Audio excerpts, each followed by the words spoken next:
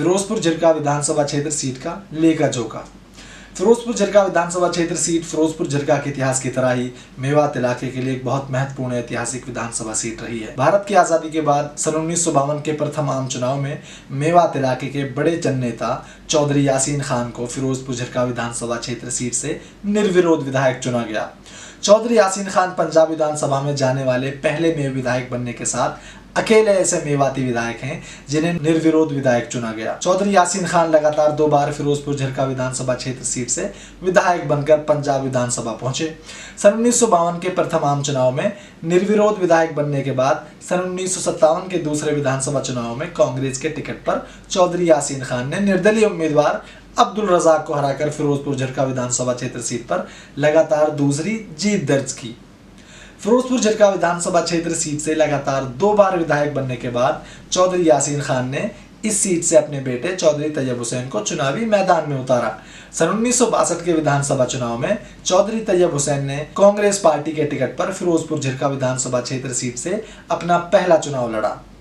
सन 1962 के विधानसभा चुनाव में चौधरी तैयब हुसैन कांग्रेस के टिकट पर चुनाव लड़ते हुए निर्दलीय उम्मीदवार अब्दुल गनी डार को हराकर पहली बार विधायक बने। चौधरी तैयब हुसैन केवल 26 साल की उम्र में फिरोजपुर झिरका विधानसभा क्षेत्र सीट से विधायक का चुनाव जीतकर संयुक्त पंजाब में प्रताप सिंह कैरों की सरकार में मंत्री बने। 1 नवंबर 1966 को हरियाणा प्रदेश के गठन के बाद मेवात इलाके का राजनीतिक परिदृश्य में भी बदलाव आया।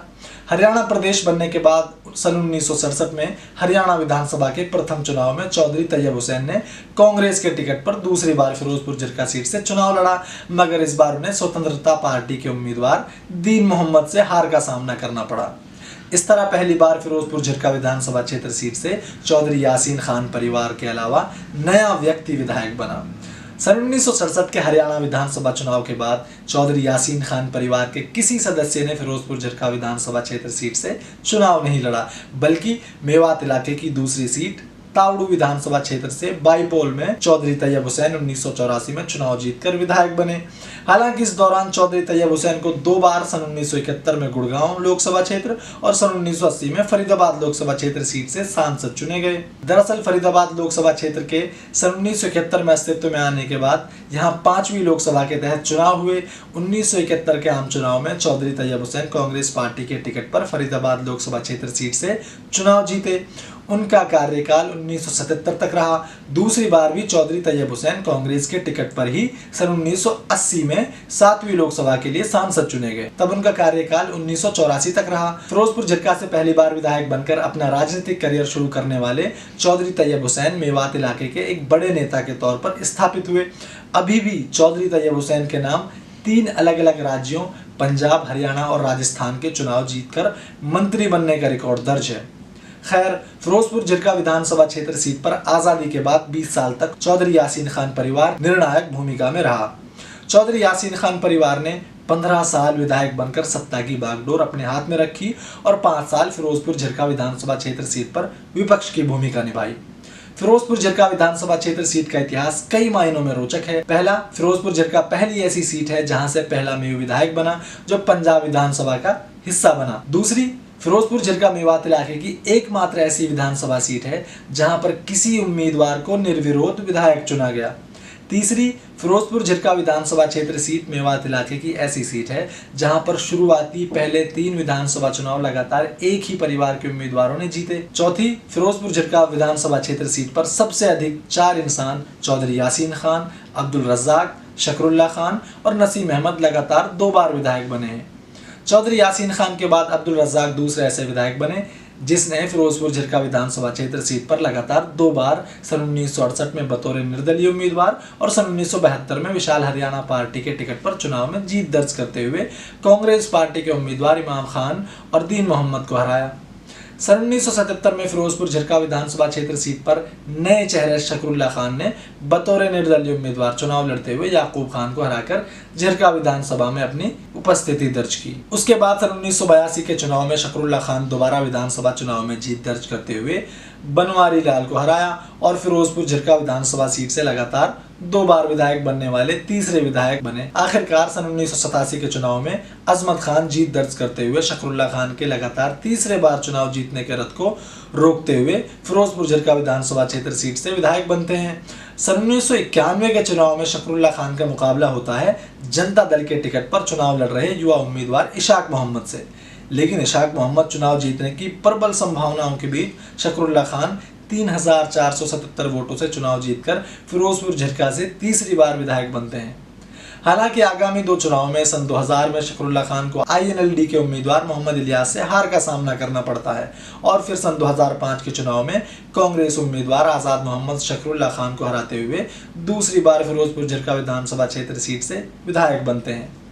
इससे पहले समता पार्टी के टिकट पर आज़ाद मोहम्मद सन 1996 में अब्दुल रज़ाक को हराकर पहली बार फिरोजपुर झिरका विधानसभा क्षेत्र सीट से विधायक बने।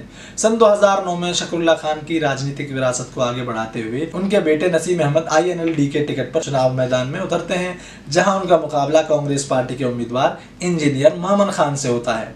नसीम अहमद चुनाव में इंजीनियर मामन खान को 18,194 वोटों के अंतर से हराकर चुनाव जीत दर्ज कर पहली बार फिरोजपुर झिरका विधानसभा क्षेत्र से विधायक बनते हैं। नसीम अहमद की जीत के साथ शकरुल्ला खान परिवार की दोबारा से फिरोजपुर झिरका की राजनीति में पकड़ मजबूत हो जाती है। अपने पिता शकरुल्ला खान के नक्शे कदम पर चलते हुए नसीम अहमद सन 2014 में दोबारा INLD के टिकट पर चुनाव लड़ते हैं, जहां पर उनका मुकाबला दोबारा निर्दलीय उम्मीदवार इंजीनियर मामन खान से होता है। इस चुनाव में कांग्रेस पार्टी ने इंजीनियर मामन खान का टिकट काटकर आज़ाद मोहम्मद को अपना उम्मीदवार घोषित किया।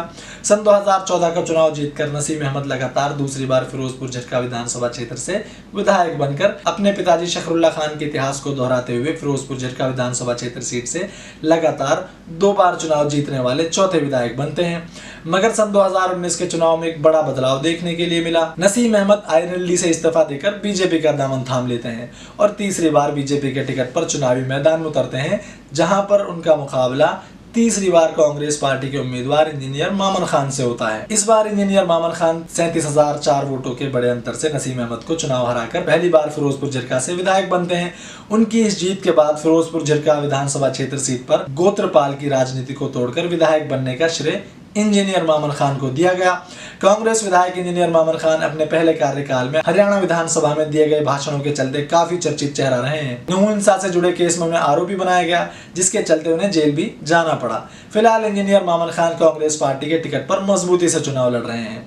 इस चुनाव में उनका सामना बीजेपी उम्मीदवार नसीम अहमद और INLD उम्मीदवार हबीब हवन नगर से हो रहा है। अगर इंजीनियर मामन खान सन 2024 का फिरोजपुर झिरका विधानसभा क्षेत्र सीट से चुनाव जीतते हैं तो उनका नाम फिरोजपुर झिरका से लगातार 2 बार विधायक बनने वाली फहरिस्त में शामिल हो जाएगा।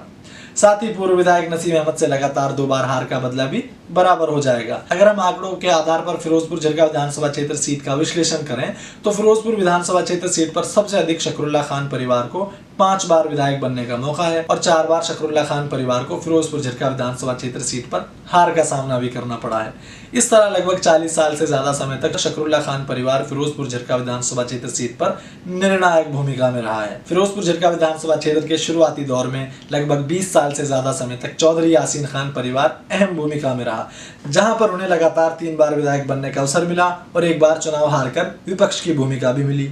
शकरुल्ला खान और चौधरी यासीन खान परिवार के अलावा अब्दुल रज़ाक को लगातार 2 बार, आज़ाद मोहम्मद को 2 बार, दीन मोहम्मद को 1 बार, मोहम्मद इलियास को 1 बार और वर्तमान विधायक इंजीनियर मामन खान को 1 बार विधायक बनकर फिरोजपुर झिरका विधानसभा क्षेत्र की जनता का सेवा करने का मौका मिला है। फिरोजपुर झिरका विधानसभा क्षेत्र सीट के राजनीतिक इतिहास में अलग अलग सरकारों में चौधरी तैयब हुसैन, शकरुल्ला खान, अजमत खान, आज़ाद मोहम्मद, मोहम्मद इलियास को सरकार में मंत्री बनने का अवसर मिला। इनमें से कई विधायकों को 2 बार सरकार के मंत्रिमंडल में शामिल होकर इलाके का विकास करने का मौका मिला है। अगर फिरोजपुर झिरका विधानसभा क्षेत्र सीट पर अब तक सबसे बड़ी जीत की बात करें तो सन 2019 के पिछले हरियाणा विधानसभा चुनाव में कांग्रेस उम्मीदवार इंजीनियर मामन खान ने 84,546 वोट हासिल करते हुए बीजेपी उम्मीदवार नसीम अहमद को 47,542 वोट को 37,004 वोटों के अंतर से हराकर सबसे बड़ी जीत दर्ज की। फिरोजपुर झिरका विधानसभा क्षेत्र की सीट पर अब तक सबसे कम मार्जिन की जीत की बात करें तो सन 2005 के चुनाव में कांग्रेस उम्मीदवार आज़ाद मोहम्मद ने 1723 वोटों के अंतर से निर्दलीय उम्मीदवार शकरुल्ला खान को हराकर सबसे कम मार्जिन की जीत हासिल की। फिरोजपुर झिरका विधानसभा क्षेत्र सीट पर 7 बार कांग्रेस, 3 बार INLD, 2 बार निर्दलीय उम्मीदवार, 1 बार स्वतंत्रता पार्टी, विशाल हरियाणा पार्टी, लोकदल और समता पार्टी के उम्मीदवारों ने जीत दर्ज की है। अगर पिछले 4-5 दशकों में फिरोजपुर झिरका विधानसभा क्षेत्र के विकास की बात करें तो कुछ प्रमुख कार्य रहे हैं, जिसमें कामेड़ा रावली बांध का निर्माण, मांडीखेड़ा अस्पताल का निर्माण, मेवात इलाके में सबसे पहला ITI निर्माण, मेवात इलाके में पहला सरकारी नगीना कॉलेज का निर्माण, फिरोजपुर झिरका बस डिपो निर्माण जिसको वापस नूह में शिफ्ट कर दिया गया है, मेवात इलाके की सबसे पुरानी नगर पालिका फिरोजपुर झिरका, मेवात इलाके की पुरानी सिविल कोर्ट का फिरोजपुर झिरका में निर्माण, मेवात इलाके का पहला Jhirka bus stand, BIET Nagina जिला स्तरीय मूक बधिर स्कूल नगीना जिसे अब शायद नूह में शिफ्ट कर दिया गया है, और नगीना में जवाहर नवोदय विद्यालय का निर्माण जिसे अब नूह ब्लॉक के गांव बाई में शिफ्ट कर दिया गया है। अगर हम फिरोजपुर झिरका विधानसभा क्षेत्र के बड़े चुनावी मुद्दों की बात करें तो कुछ प्रमुख मुद्दों में नूह से हरियाणा राजस्थान बॉर्डर तक खूनी सड़क का चौड़ीकरण, स्नातक कॉलेज का निर्माण, ट्रॉमा सेंटर और ब्लड बैंक, बूचड़खाना,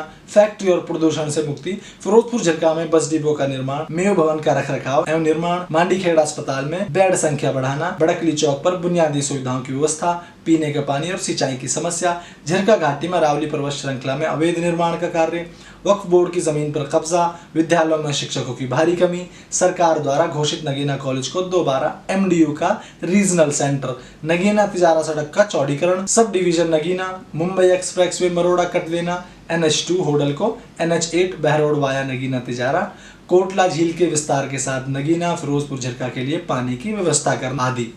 फिरोजपुर झिरका संबंधित जानकारी को इकट्ठा करने के दौरान झिरका विधानसभा क्षेत्र के युवाओं और बड़े बुजुर्गों से बातचीत हुई, मगर अफसोस के साथ बोलना पड़ रहा है कि अधिकांश युवाओं को अपने इलाके के राजनीतिक इतिहास, विकास कार्यों और वर्तमान मुद्दों की जानकारी तक नहीं है।